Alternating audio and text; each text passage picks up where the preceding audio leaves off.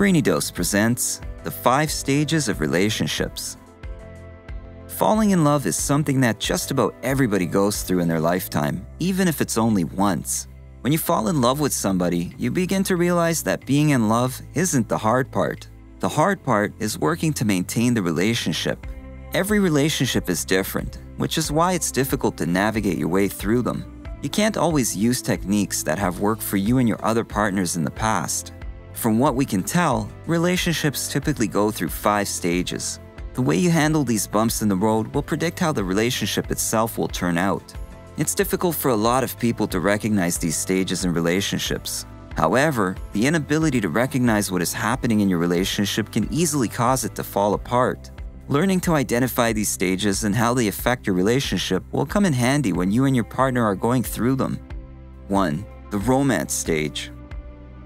When we fall in love with somebody, it's hard for us to recognize their bad qualities. We get so caught up in the pure fascination we have for them that we fail to see anything wrong with them. While we are seeing our partners through a screen of perfection, they are also seeing us the same way. But the seemingly endless dream doesn't last forever. Typically, this stage doesn't last more than 2 years. Let's dive a little deeper and look at the romance stage through the lens of evolution.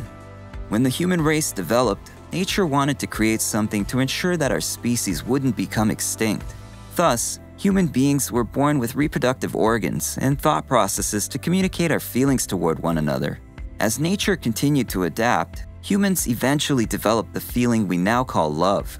This allowed us to bond with one another and form intimate relationships. However, when we fall in love, we tend to fall in love with somebody who wouldn't normally be considered compatible with us. Although we may see them as someone who makes all of our dreams come true, they also have the capability to do the opposite. But why would nature intend for us to fall in love with someone so incompatible?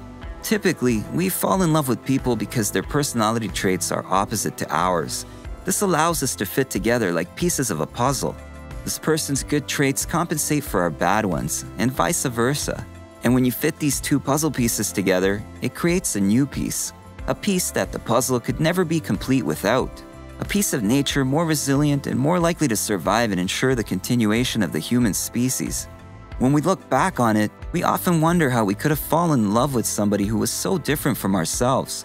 But nature intended for us to fall in love, and it made sure we would, by having our brains release what we call feel-good hormones, including oxytocin, phenylethylamine, serotonin, and dopamine.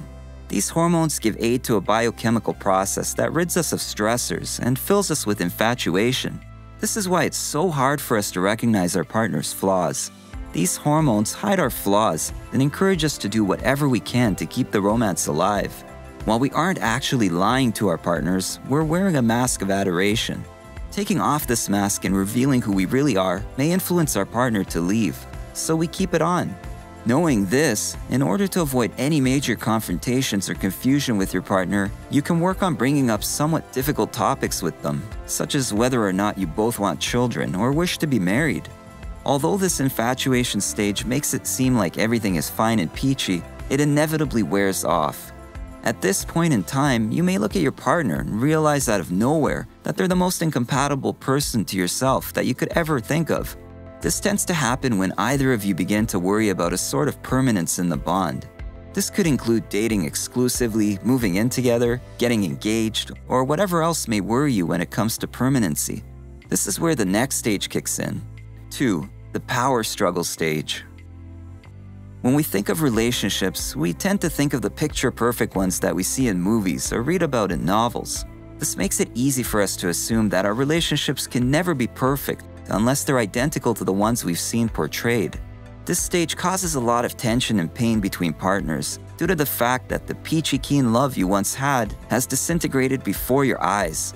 We sometimes replace these missing emotions with anger, which leads to more problems in itself. We stop focusing on what used to make our partners seem so perfect, and we begin to recognize only what makes them seem almost repulsive to us. When couples go through this stage in their relationship, one of them will usually become withdrawn. They feel betrayed because their partner has turned into a completely different person from the one they originally fell in love with. When one partner does this, the other will pursue them by demanding attention, all the while feeling afraid of being emotionally abandoned. While this stage is usually very difficult for most couples, it also presents the chance to look into yourself and reestablish your independence in the relationship.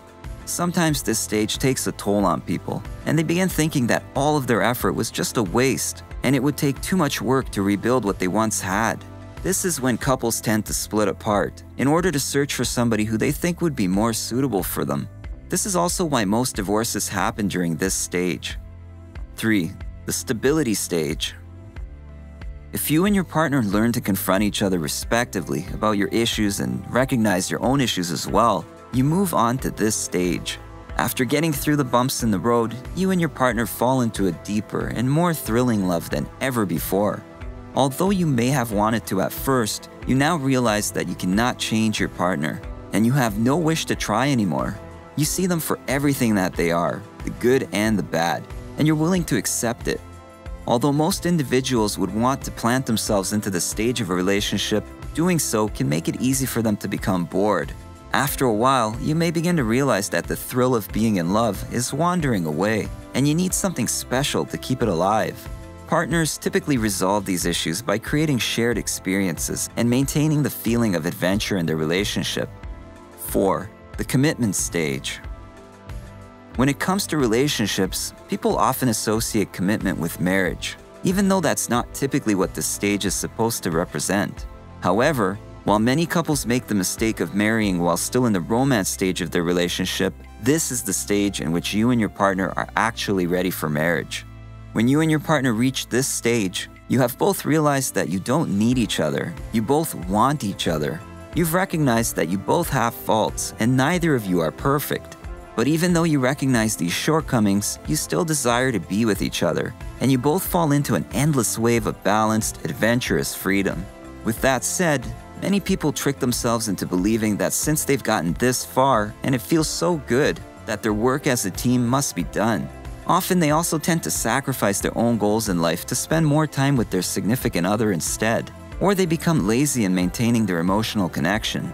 The truth is, both of you are growing and evolving, so your work as a couple is never done. You will always have to rediscover each other. 5. The bliss stage. Once you've reached this stage, you and your partner become consciously aware of your love for each other, and you decide to move out into the world to show it. And as nature gave you life and the ability to create such a blissful experience together, it now calls on you to give back. Lots of couples decide to give back to society by donating to charities, raising children, volunteering in their community, or starting a family business. But remember, if you and your partner have been together for a long time, you must be sure to continue nurturing your relationships so problems don't arise. Although relationships can be tough sometimes, it's important to learn how to handle things effectively. Falling in love isn't something that occurs all the time, and when you begin to recognize the stages in your relationship, it becomes easier to deal with them properly. Remember that it's natural to lose certain feelings for people at times, and not everything lasts forever, but that doesn't mean you have to regret it. All in all, putting in the time and effort to nurture your relationship will pay off in unimaginable ways. What do you think? If you're in a relationship, which stage are you in right now? And what do you find the most challenging about that stage? Let us know in the comments below. If you enjoyed this video, give it a thumbs up and share with your friends so we can keep making them. For more videos like this, hit the subscribe button and remember to click on the notification bell so you get notified when we post a new video. Thanks for watching.